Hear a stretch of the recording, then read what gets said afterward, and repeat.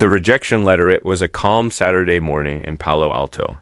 Sunlight filtered through the tall oak trees that lined the streets, and birds chirped from the rooftops like a choir rehearsing for spring. Sundar Pichai, dressed simply in a gray hoodie and faded jeans, sat at the breakfast table with his family. The clink of spoons against cereal bowls echoed softly in the background.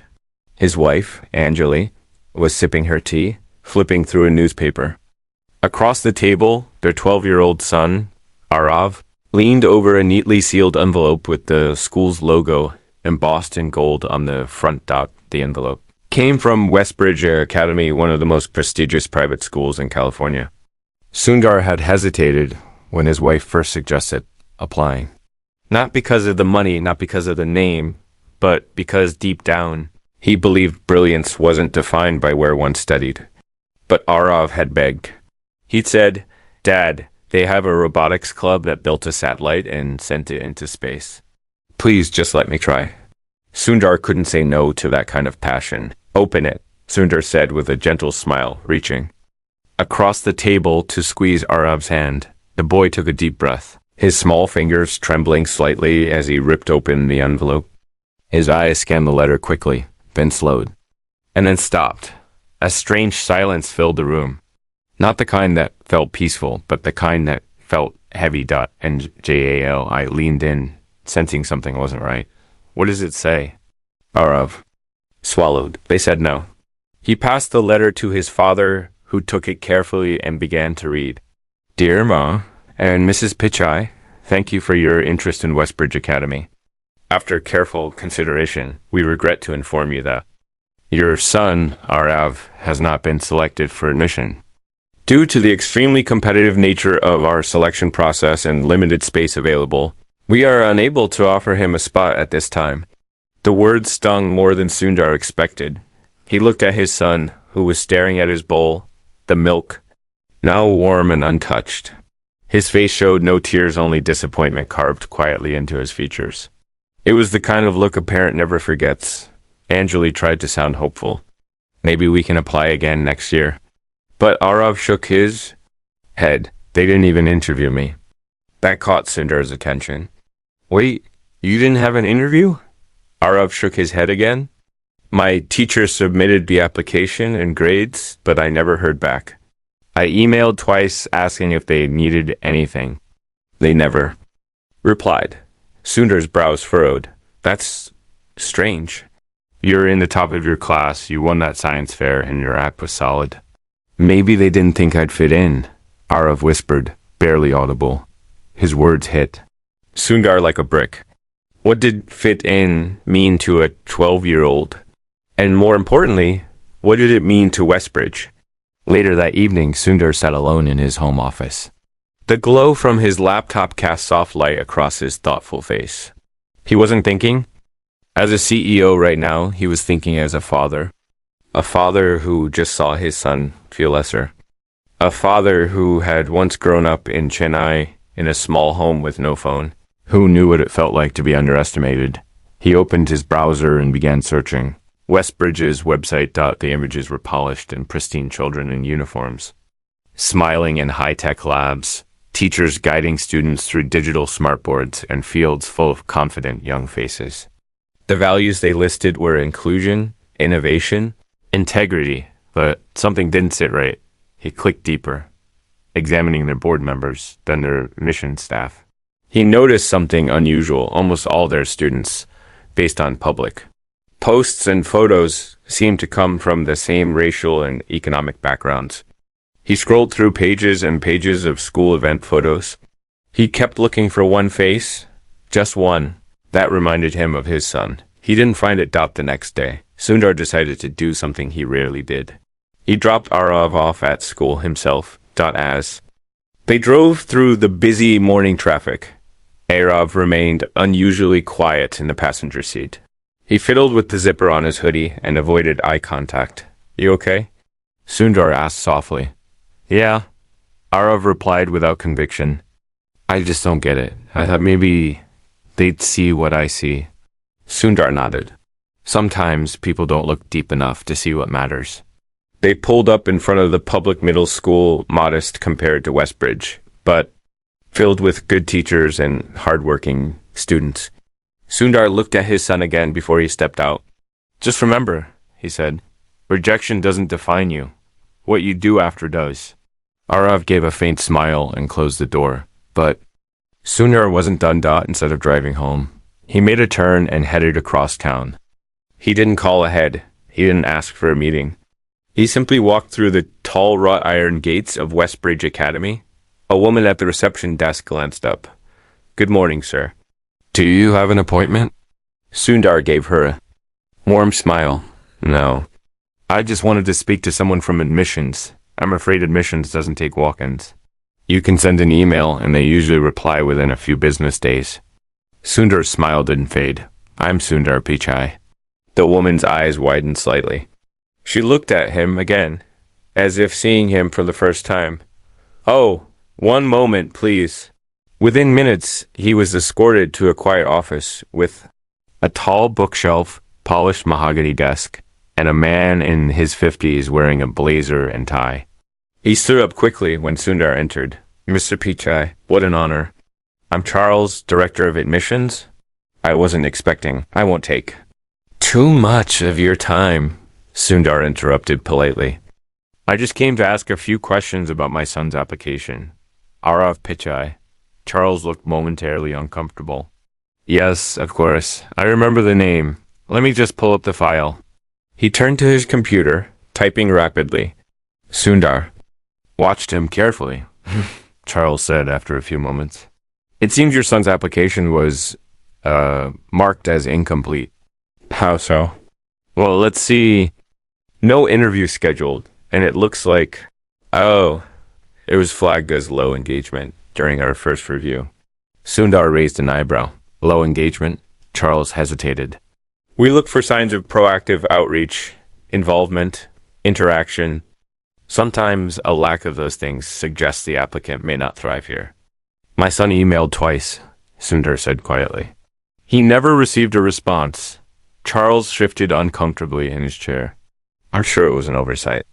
We get hundreds of applications, but how many were ignored without reply?" Silence filled the room. It wasn't hostile. It wasn't loud. But it was the kind of silence that demanded honesty. That Charles cleared his throat. "We strive for fairness, Mer Pichai. Perhaps this was an unfortunate miscommunication." "Perhaps," Sundar said, rising from his chair. "But fairness isn't about perfection. It's about accountability." He turned to leave, then paused at the door. "I didn't come here to ask for special treatment. I came to understand." Because when a 12-year-old boy is told he's not enough without explanation, that's a seed. And if we're not careful, that seed grows into doubt. Charles said nothing. Sundar walked out without another word. That night, Sundar sat again with Arav on the back porch. The sky above them sparkled with stars. The boy was quiet, tracing constellations with his eyes. "Did you talk to them?" Arav finally asked. "I did," Sundar replied. "Did they change their mind?" "No, but I don't think we should either." Arav turned to him, confused. Sundar smiled gently. "They didn't see you, Arav, but the world will." "How?" "We're going to build something. Together." Arav sat up straighter. "Build what?" Sundar's eyes lit up. "A school." And in that moment, something powerful shifted. It was no longer about rejection. It was about revolution. Asterisk. The invisible children's sun rose slowly over Silicon Valley the next morning, casting golden light across the quiet rooftops and manicured lawns. But inside Sundar Pichai's home, the energy was anything but quiet. Something had changed. There was a new rhythm in the air, a silent urgency. A stirring that began with a father's broken heart and was now evolving into something larger. Something unstoppable. Arv, unaware of how deep the roots of his father's resolve had already sunk, sat in his room sketching a small model of a solar-powered drone. His desk was cluttered with wires, sensors, and torn notebook pages filled with calculations. He had always been curious. Always. But today, for the first time in days, there was a sense of hope behind his focused gaze. Downstairs, Sundar was on a call with an old friend, Maya Das, a visionary in the education sector who had spent the last 15 years building learning models for underprivileged schools across India. They hadn't spoken in over a year. But when she picked up and heard his voice, she sensed it wasn't a casual check-in. Maya, he began, what if we created a school not for the elite, but for the overlooked? What if we built a place where kids like Arav could belong without having to prove they fit? There was a pause. Then her voice, steady and curious, replied, what are you thinking? A school that values innovation over legacy, Sundar said. Kindness over credentials. A place where curiosity is currency and diversity isn't. Just a checkbox. I'm not talking about a project. I'm talking about a movement. Maya leaned back in her chair, letting the words sink in. You're not starting small, are you?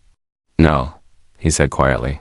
This time, I don't want to ask for a seat at the table. I want to build a new table. By midweek, Sundar had cleared his entire schedule for the next month. He canceled conferences, rescheduled board meetings, and told his assistant not to forward any emails unless they were about two things, his family, or the school.njali. Watched him from the kitchen doorway one morning, her arms crossed as he scribbled notes across a whiteboard filled with chaotic diagrams, arrows, and phrases like learning by doing, no entrance tests, and humility first. You've built tech for the whole world, she said gently. But this feels different. He turned to her, exhausted but energized. Tech changes lives, but education? That changes generations.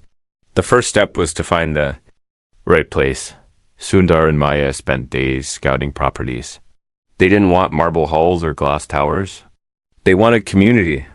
So, they looked at an old public library that had been shut down for 5 years. Vines climbed up the broken windows, and the roof leaked. But when Sundar stepped inside, he stood still for a moment. This is it, he said. Maya looked around at the dust and decay. You sure? Yes, he nodded. Because this building doesn't pretend to be something it's not. It's tired. It's forgotten. Just like the kids we're building this for. And if we can give this place new life, maybe we can teach them to believe they can have the same. Within days, construction teams arrived, not corporate contractors in suits, but local builders, volunteers, and retired craftsmen who believed in the vision. Sundar insisted on meeting every worker by name. He brought coffee in the mornings and stayed late into the evenings. He wasn't the CEO here. He was just a man trying to build something real. A RAV started showing up too. He'd sit beside the workers, asking about their tools, learning how wiring worked, how beams were reinforced. He helped clean up paint cans and even planted flowers. Along the walkway, and slowly, the abandoned shell began to transform. Walls were painted bright colors. Orange for curiosity, green for growth, blue for peace. One room was turned into a robotics lab, another into a quiet space with beanbags and storybooks from around the world. But it wasn't about flash, it was about heart. On one of the walls near the entrance. A quote was painted in large, uneven handwriting. Every child is seen. Every dream is heard. Word began to spread. At first, it was whispers, local parents asking about the school. That Sundar Pichai was building without charging a single dollar. Then came the media. Drones flew overhead. Reporters waited by the gate. But Sundar kept declining interviews. He didn't want the story to be about him. He wanted it to be about the kids. One afternoon, as they neared completion, Mia brought in a quiet boy named Elijah. He was 9 years old, from East Palo Alto, and had been suspended from his last school for disruption. His mother worked 2 jobs and barely had time to attend meetings. Teachers had marked him as difficult, inattentive, even aggressive. But the moment Elijah walked into the new school, something changed. He didn't talk. He just wandered. He touched the books, ran his fingers across the circuit boards in the lab, stared at the 3D printer printing a small house made of biodegradable plastic. And then, slowly, he turned to Maya and whispered, "Can I come here?" She looked at Sundar, and he simply smiled. "You already have." They called the school Inara, an ancient word that meant light. No uniforms, no entrance exams, no rigid lectures. Instead, students were grouped by curiosity, not age. They had mentors, not just teachers. Classes were more like conversations. And tests were replaced with projects that solved real-life problems. Kids designed water filters, built wind turbines, and even created apps for local small businesses. And the students?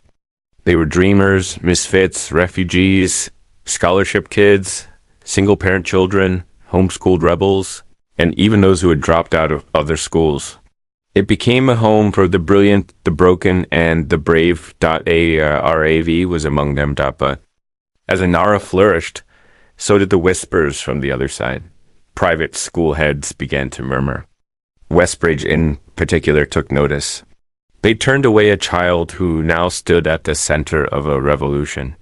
Board members began questioning policies. Alumni donors reached out with concern. Articles were published praising Inara's innovation and questioning whether traditional private schools were out of touch. And then one day, a sealed envelope arrived at Sundar's home. It was from Westbridge Academy. Inside was a short letter. Dear Ma and Mrs. Pichai, we have reconsidered our previous decision regarding your son's application. We are pleased to offer Arav a seat in our incoming class. We believe he would be a valuable addition to our community. Please let us know your decision at your earliest convenience. Arav found the envelope on the table after school. He read it once, then twice. He walked quietly into the living room where his parents sat. They changed their mind, he said. Sundar looked up. From his notebook? Did they now? Yeah. Arav handed him the letter. Sundar read it silently, then passed it to Anjali, whose face showed no surprise. What do you think? Sundar asked. Arav looked out the window, toward the direction of Inara. Think, I already have a school. He smiled softly, and I think it's the one that actually saw me. That night, Sundar took the letter and placed it in a drawer, not out of anger, but as a reminder that sometimes the world only sees you when you stop asking and start building. But the story was far from over, because what began as one school in a quiet corner of California was about to echo across the globe, and the storm it would stir in elite educational circles would shake foundations. The price of expansion the next morning started like any other. Birds sang in the sycamore trees just beyond the porch. Sunlight poured into the kitchen, through a window cracked slightly open, and the comforting smell of cinnamon toast filled the air. But Sundar Pichai's mind wasn't on breakfast. It was locked in thought, swirling with the echoes of something that had arrived the day before. A visitor. His name was Edwin Craig. He had stepped out of a black luxury car in front of the Inara school's modest entrance just as classes were starting. His shoes, polished like mirrors, clicked against the pavement with quiet purpose. His suit was deep navy, crisp at every corner, and his eyes were sharp, searching, calculating. But his smile was warm, almost disarming, like someone used to being welcomed everywhere. Sundar had been in the robotics room, helping a group of students troubleshoot a coding error in their drone stabilization project, when Maya walked in with a strange look on her face. There's someone here to see you, she said. Press? No, she replied carefully. Edwin Craig. Sundar stood up slowly. He knew that name. Craig was a billionaire, investor known for funding some of the biggest private school networks in the world. His institutions were sleek, sprawling, and strategically built for the ultra-wealthy. He marketed them as academies of the future, but many critics said they were just luxury packages with glossy facades, education wrapped in brand prestige. Sundar had read articles both praising and criticizing him. But one thing was certain, Craig didn't just show up unless he saw something big. They met in the small conference room Sundar had set up in the back corner of Inara. It still smelled faintly of fresh paint and newly unboxed furniture. Mr. Pichai, Craig said with a handshake firm enough to suggest both admiration and challenge. This place. It's brilliant, unconventional, disruptive. I like that. Sundar smiled politely. Thank you. We're still learning as we go. That's the best part, Craig said. settling into the chair across from him. You've done in 3 months what most take 3 years to even imagine, and I've seen the metrics. Your engagement is off the charts. Your approach is redefining what education can be.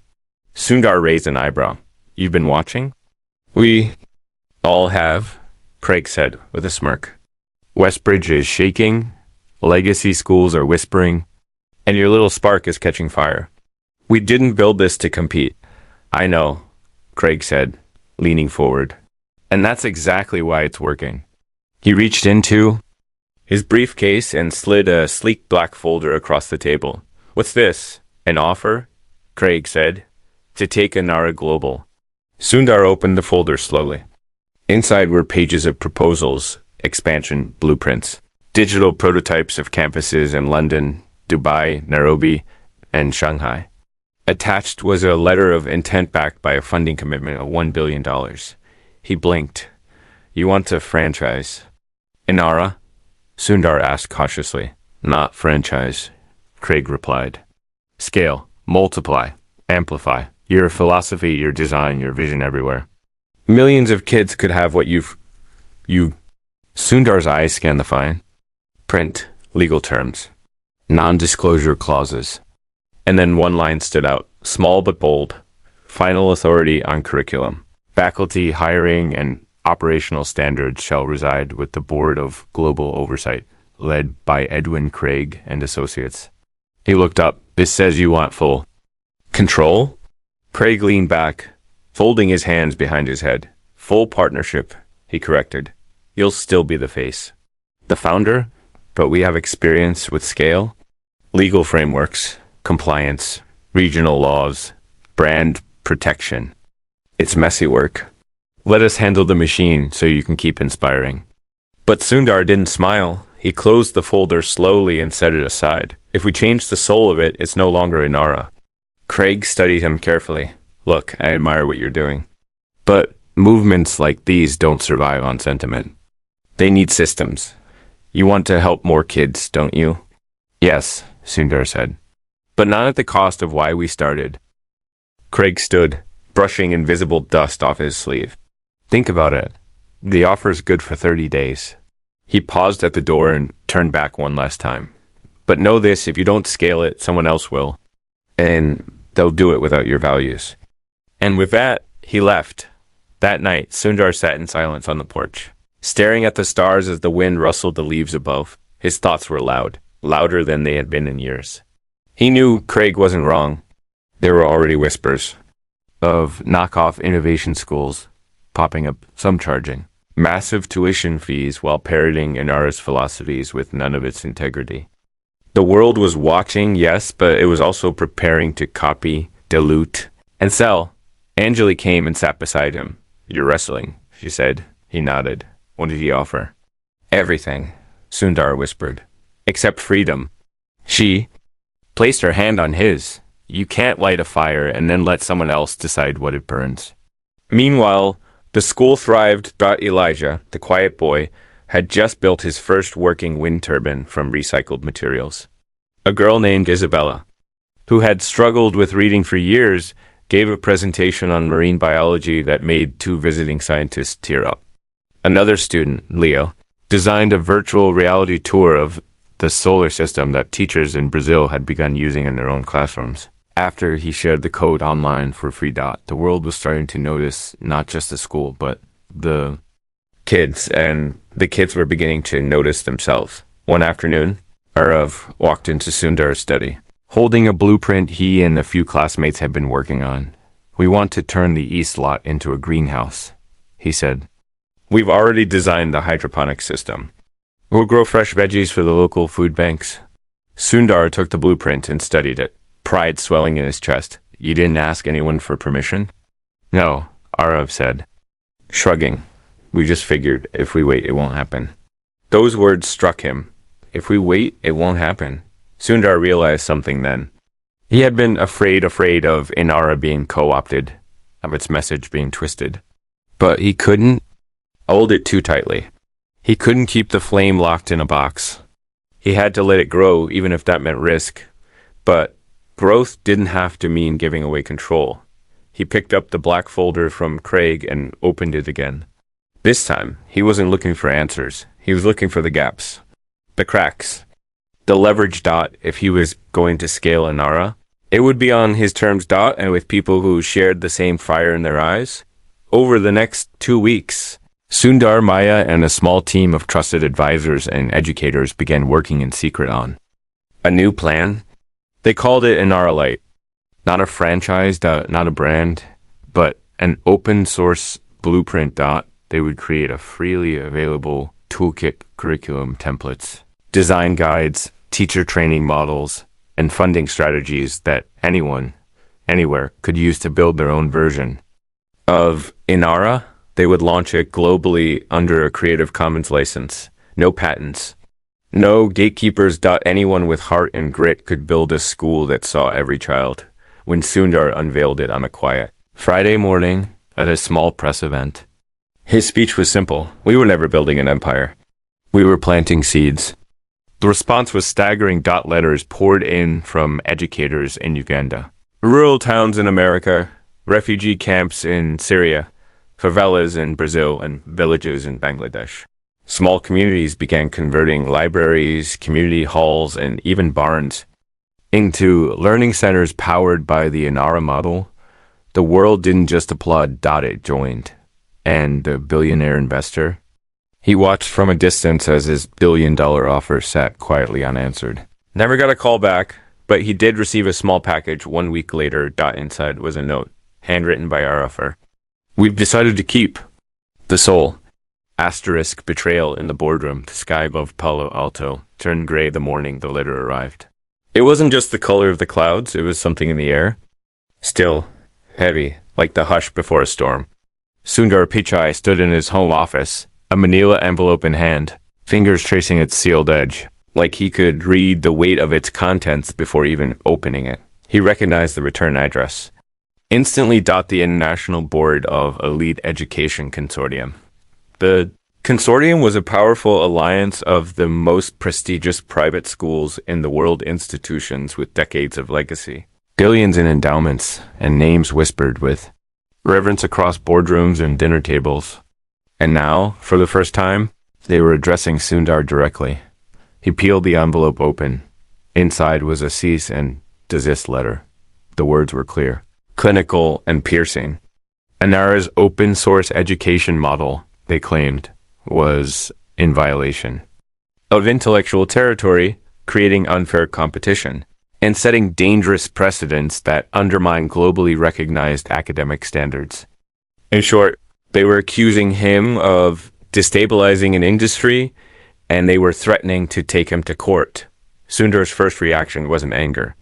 It was sadness, not for himself, but for what the letter represented. A system so afraid of change that it would rather crush innovation than share it.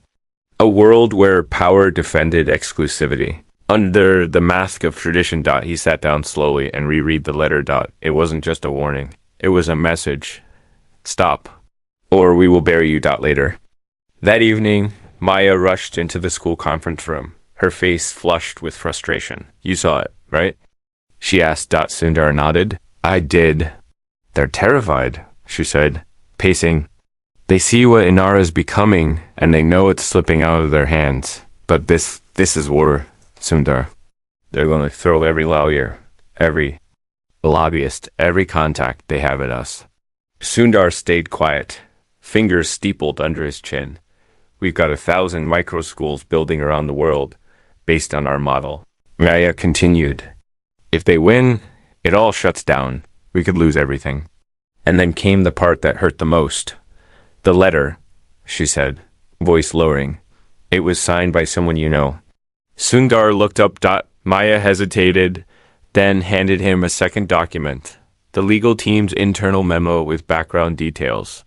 He scanned it quickly, then stopped when he saw the name, Rajan Mystery. Sundar leaned back slowly, like the air had been knocked from his chest. Rajan had been one of his oldest friends. They'd met as engineers fresh out of college, working late, nights on code and dreaming of a better world. Over the years, Rajan had shifted into education consulting, eventually becoming a high-ranking board member in the global education space. They had kept in touch calls on birthdays, long emails about reform, promises to do something big together one day. And now, Rajan's name was on the legal strike meant to destroy everything Sundar had built that night. Sundar didn't. Sleep. He sat in his study, surrounded by notebooks filled with early ideas for Inara. He flipped through pages of his own handwriting. School is not a building. It's a belief. Teach the whole child. Value greater than validation. Phone beside him buzzed softly. Got it was a message from Rajan. Let's talk. Call me, please. For a moment, Sundar stared at the screen. Then he picked up the phone and dialed. The line clicked. Sundar, Rajan said, his voice warm, almost pleading. I was hoping you'd call. I got your letter, Sundar replied calmly. Raj inside. I didn't want it to go this way. Then, why did it? Because you're disrupting an entire system. You don't understand the forces you're playing with? The schools are scared. Governments are watching. Donors are panicking. They think you're opening the floodgates. Maybe the floodgates need to be opened, Sundar said quietly. Rajan's tone shifted more direct now. You're too idealistic. Education is a business, Sundar. And businesses don't survive on free ideas and open blueprints. Education is not a business. It's a right. A long silence followed. Rajan finally said, Then you leave me no choice. You already made your choice, Sundar said, and hung up. By morning, news of the legal threat had broken. Journalists swarmed the gates of Inara. Articles ran with headlines like elite institutions sue Sundar Pichai, war over the future of education, and can kindness survive capitalism? Sundar called an emergency meeting with Maya and the core team. He stood before them, eyes tired but voice strong. We don't retreat, he said, but we also don't fight with bitterness. We fight with light, truth, transparency. He announced they would live stream everything, the lawsuit, the counter-arguments, the process. They would show the world, step by step, how power tried to suffocate progress. And more importantly, how progress didn't flinch. They launched the hashtag Let Us Learn campaign online. Within 24 hours. It went viral. Students from across the globe posted videos sharing how Inara's model had changed their lives. Parents from rural towns in Texas to remote villages in Nepal sent testimonials. Celebrities, scientists, and teachers rallied in support. INRA wasn't just a school now. It was a symbol. But just as public support peaked, something strange began happening behind the scenes. Donations slowed. Volunteer applications stalled. Some micro schools reported anonymous threats. Landlords rescinding leases. Local officials asking them to pause operations for compliance reviews. Maya came into Sundar's office one afternoon, her face pale. They're squeezing us. Who? The consortium, quietly. In the shadows. They can't stop the model, so they're trying to choke the resources. Sundar's fist clenched. How long can we sustain without outside funding? A few months? Maybe. And then Maya paused. Unless we go to court. Fast. Before they can build more pressure. They want us in court, Sundar said.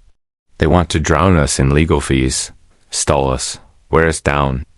Then we need someone who can't be bought. Someone who knows the law. And the heart behind it. Maya met his eyes. There's one person who might. The next day, Sundar boarded a quiet flight to Washington. D.C. He wasn't traveling as a CEO. He wasn't speaking at a tech summit. He was going to meet a woman named Naima Rayleigh. A civil rights lawyer. A mother, a daughter of teachers, and most importantly, someone who had spent her life defending the unheard. They met in a small legal aid office. Far from the marbled buildings of corporate law. Naima looked him in the eye and said, I've been watching Inara. I see what you're doing. Will you help us? She didn't hesitate, yes. The buried closet air in Washington, D.C. felt different that morning. That's with anticipation. Like the sky itself was holding its breath. Sundar Pichai walked silently beside Naima Riley as they stepped into the modest conference room. On the third floor of her legal aid office, No cameras. No suited entourage. Just two people facing a legal storm with nothing but truth and conviction. On the table between them was a stack of documents. Thick, creased from age, and marked with the emblem of the International Board of Elite Education Consortium. Naima had spent the last 48 hours doing what no high-paid attorney had dared to do: dig deep. Not just into the language of the cease and desist, but into the history of the system itself. She sat down, fingers tracing the corner of one particular binder. "This," she said softly, "is what they don't want the world to see." Sundar leaned forward. "When the consortium was formed over 2 decades ago," Naima continued, "its charter included a provision to ensure that any innovations developed with consortium funding or intellectual property remained within their ecosystem. Sounds reasonable, right?" "So far," Sundar nodded. Double quotes, "but in 2003, she said, tapping a page. "A legal amendment was quietly added, something buried in the language. A clause that gave blanket authority to the consortium to retroactively claim ownership of any educational model or system that bore substantial resemblance to their internal prototypes, even if that model was developed independently." "Retroactively?" Sundar's voice tightened. "That's absurd." "It was a power move," Naima said, "and they've never had to use it until now." Sundar leaned back in his chair, the weight of it all pressing into his chest. "So, they're trying to say Inara resembles their internal systems?" "Yes," Naima said. "And if they succeed, they'll claim that your open-source blueprint violates their proprietary design." He rubbed his face slowly. "But here's the twist," Naima added, eyes gleaming now. "This clause was passed without full board approval. According to the records, one of the mandatory signatories was absent during the vote. A loophole. Technically, the clause was never valid." "Who was the missing signatory?" Naima hesitated, then slid a photo across the table. Sundar froze. It was Dr. Asha Menon. His mentor. The woman who had given him his first research opportunity during his undergraduate years. The same woman who had once told him, "Systems don't change by screaming from outside. You change them by building better ones inside." Dr. Menon was now a highly respected education theorist and one of the original architects of the consortium. "Asha refused to sign it," Naima said, "and they covered it up." Sundar stared at the photo, his thoughts unraveling. "If we reveal this, it could destroy her reputation. She's still a board advisor. They'll say she leaked it. They'll erase her legacy. But if we don't," Naima said firmly, "they'll bury the entire movement. Every child you're trying to help, every dream you're trying to protect." For the first time since Inara began, Sundar hesitated. He wasn't afraid of losing. He was afraid of hurting someone he respected deeply, someone who had once opened a door for him when no one else would.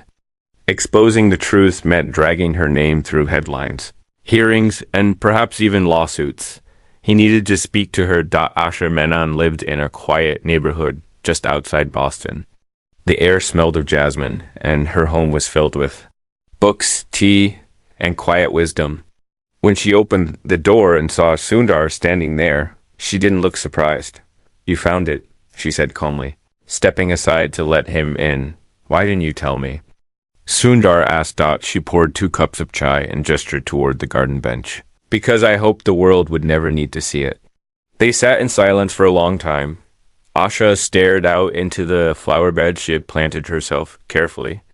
"Over many years, they threatened to remove my research funding if I didn't stay quiet," she said finally. "They said they'd discredit my work, ruin everything. So I walked away quietly and told myself, maybe someday someone braver would do what I couldn't." Sundar looked at her. "That day is here." She turned to face him, her eyes filled with equal parts pain and pride. Double quotes. "Then promise me one thing," she said. "Don't use my name to destroy. Use it to rebuild." Back in D.C., Naima filed a motion with the federal court. She didn't just argue that the clause was invalid. She told a story. A story of children who had been silenced out of classrooms that had been closed. of schools that had become walls instead, of bridges, and of one school in Nara that dared to be different. Within hours, the court granted a stay. The lawsuit would not proceed until a formal inquiry into the consortium's charter could be completed. It was a small win, but it changed. Everything. News broke fast. Court halts lawsuit against Sundar Pichai's school movement. Hidden clause exposes shady dealings in global education system. Education reform hero receives major legal boost. For the first time in weeks, the pressure lifted. Donations resumed. Micro schools reopened. And something else happened too. An anonymous whistleblower from within the consortium leaked documents confirming that Westbridge Academy had indeed flagged Arav's application, not because of academic concerns, but because they assumed his background would not align with the cultural expectations of our leadership families. It was coded racism. And it was now public. RAV, reading the article from his tablet in bed, turned to his father that night. So they never really saw me, did they? Sundar sat on the edge of his bed. They didn't, he admitted. But the world does now, and more importantly, you see yourself. Arav nodded. Ben asked, what happens next? Sundar smiled softly. We go bigger. A week later, in a massive outdoor event attended by thousands and streamed by millions, Sundar stood on stage with Maya, Naima, and dozens of Inara students beside him. Reporters lined the front row. Camera drones buzzed overhead. The whole world was watching. Education, he began, was never meant to be a gate. It was meant to be a path. He paused. We built Inara not just for those who were denied, but for those who were never even seen. And we're just getting started. Cheers erupted. Then, in the middle of the applause, Sundar dropped the biggest announcement of all. The Inara Global Fellowship, a program that would fund grassroots educators in 100 countries to launch their own versions of Inara, with full support free of charge. The goal wasn't just schools. It was liberation. Asterisk, the final decision letter arrived under the cover of darkness, delivered by a silent courier in a black car that disappeared as quickly as it came. No return address, no identifying mark. Just a crisp white envelope resting on the edge of Sundar Pichai's mahogany desk. The world outside was quiet, lit only by the silver hue of the moon. But inside the walls of his home, something shifted the moment he opened that envelope. Inside, on a single sheet of paper, was a formal notice from the Ministry of Education of Ariston, a powerful authoritarian country with a vast population and tightly controlled media. In recent weeks, Inara micro schools had begun quietly flourishing there, launched by courageous educators using the open source model. Children from remote villages had gained access to science kits and storybooks for the first time. Parents had begun forming learning collectives. And for the first time in years, curiosity was being allowed to bloom even in secret. But the letter held no praise. It was a threat. Mr. Pichai, while we recognize your global initiative, we must inform you that your Inara model is not aligned with our national curriculum and cultural frameworks. Your schools are considered subversive to our sovereign educational structure. We urge you to formally withdraw all Inara-related support or face a total ban of Google's products and services across our nation. Sundar's hands tightened around the letter. A total ban. Millions of users. Thousands of jobs. Entire digital infrastructures would be affected. His board would panic. Shareholders would erupt. Google's global presence would take a massive hit. And all because a few children dared to ask questions instead of memorize answers. The next morning, Sundar stood in his backyard garden, watching the early sun melt dew from the leaves. His wife, Anjali, joined him, wrapping her arms around his waist. He showed her the letter. She read it quietly, then asked, "What will you do?" He exhaled slowly. "I'm not sure." "If you fight it," she said gently, "they'll make you pay a price. But if I don't," he whispered, staring out toward the horizon, "they'll silence the ones who've just begun to find their voices." Anjali didn't answer. She didn't have to. Instead, she placed a hand over his heart, steady, grounding. You already know what you have to do. She said. The board meeting was tense. A virtual room filled with the world's sharpest executives, all staring at Sundar through high-resolution screens.